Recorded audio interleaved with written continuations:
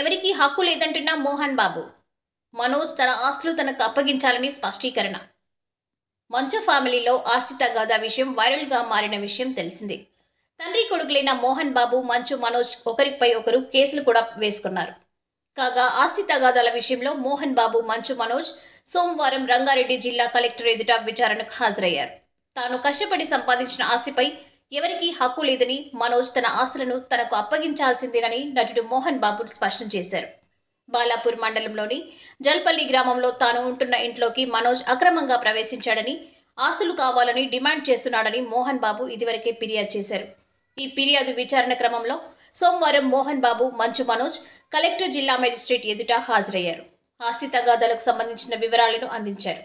దాదాపు 2 గంటల పాటు జిల్లా మెజిస్ట్రేట్ ఇద్దరిని విచారించారు.